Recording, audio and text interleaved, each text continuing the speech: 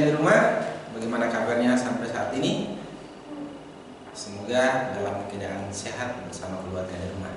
Ya, materi kita untuk materi ketiga pada hari ini yaitu alat utama pada komputer.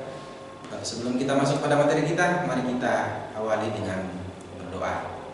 Kita berdoa. Ya Tuhan Allah Bapa kami dalam surga, kembali kami menghadap hadirat-Mu pada saat ini, menaikkan puji dan syukur ke hadapan hadirat-Mu untuk memulai pelajaran kami. Ya Allah Roh Kudus, sertailah dan tuntun kami agar kami dapat belajar dengan baik. Dalam nama Tuhan Yesus kami berdoa. Amin.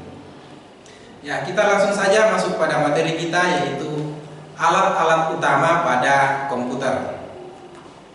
Ya, alat komputer terdiri dari 4 bagian. Yang pertama adalah alat input, dan yang kedua alat proses, ketiga adalah alat output, dan keempat adalah alat penyimpanan. Kita akan bahas satu persatu.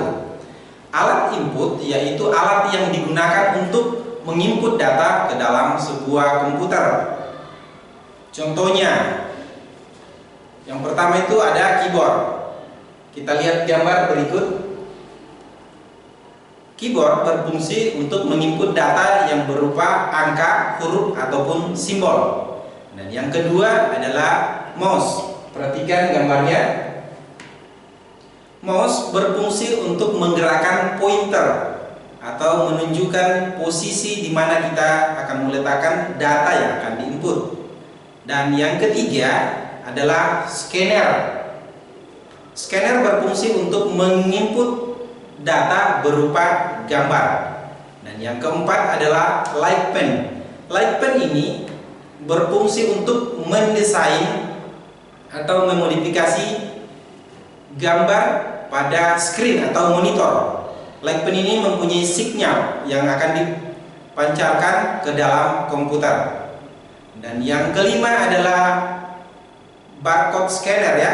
Barcode scanner ini biasanya digunakan untuk menginput data yang berupa gambar atau garis-garis vertikal. Biasanya itu digunakan pada sebuah barang yang akan kita ketahui identitasnya, atau apakah identitas harga, jenis barang, atau produk asal.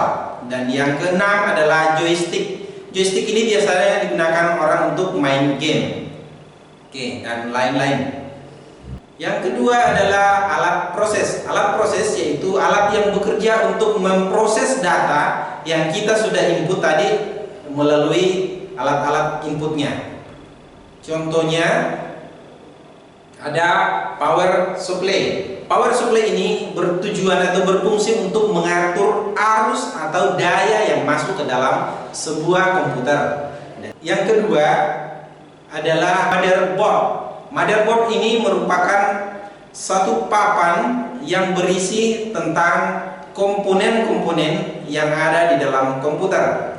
Yang ketiga adalah prosesor. Prosesor ini adalah sebuah otak daripada komputer itu.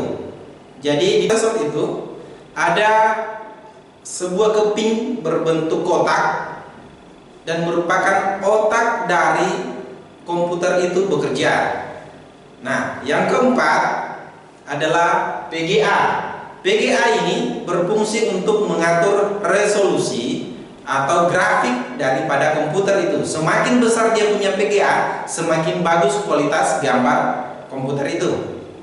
Dan yang kelima adalah sound card. Sound card ini berfungsi untuk mengolah data suara atau data yang bisa dihasilkan oleh sebuah komputer, dan lain-lain.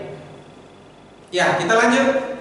Yaitu yang ketiga adalah alat output. Alat output yaitu alat yang bekerja untuk menampilkan atau mencetak data yang telah diproses dan sudah menjadi sebuah informasi. Contohnya ada monitor. Monitor ini berfungsi untuk menayangkan apa yang sementara diproses atau yang baru diinput. Yang kedua, proyektor atau sama dengan LCD. Proyektor ini menampilkan layar yang ada dari sebuah komputer ke media lain. Yang ketiga adalah printer. Printer berfungsi untuk mencetak semua proses yang sudah kita kerjakan dan kita akan membuatnya dalam bentuk lembaran kertas. Yang keempat adalah speaker. Speaker berfungsi untuk mendengarkan suara atau mengelola suara yang ada pada komputer. Yang kelima adalah headset. Headset ini berfungsi untuk mendengar suara hampir sama dengan speaker dan lain-lain. Yang keempat adalah alat penyimpanan. Alat penyimpanan yaitu alat yang digunakan untuk menyimpan data yang telah diolah baik secara permanen maupun secara sementara. Contohnya ada hard disk. Hard disk ini merupakan tempat penyimpanan yang tersimpan di dalam komputer. Jadi alat ini berfungsi untuk menyimpan data secara permanen. Yang kedua adalah memori. Memori ini merupakan tempat penyimpanan data secara sementara. Artinya ketika komputer mati, maka data yang tersimpan di dalamnya akan hilang. Yang ketiga adalah flash disk. Flash disk ini merupakan penyimpanan eksternal ya. Flash disk ini bermacam-macam dan ukurannya pun bermacam-macam. Dan yang keempat adalah CD. CD ini merupakan sebuah kepingan yang dapat digunakan untuk menyimpan data. Ya, sampai di sini pembelajaran kita. Kesimpulan kita adalah yang pertama, bahwa alat-alat komputer itu ada 4 jenis bagian besar. Yang pertama adalah alat input, alat proses, alat output, dan alat penyimpanan. Dari keempat bagian komputer ini adalah merupakan hal yang tidak bisa terpisahkan atau saling berkaitan untuk mendapatkan sebuah informasi. Sampai di sini pembelajaran kita. Tetapi sebelumnya kita akhiri dengan berdoa. Ya Tuhan, Allah Bapa kami, kembali kami menghadap hadirat-Mu pada saat ini, menandai segala berkat pertolongan Tuhan dalam proses pembelajaran ini. Kiranya apa yang kami sudah pelajari dapat kami gunakan untuk hari-hari kami ke depannya. Di dalam nama Tuhan Yesus kami berdoa. Amin.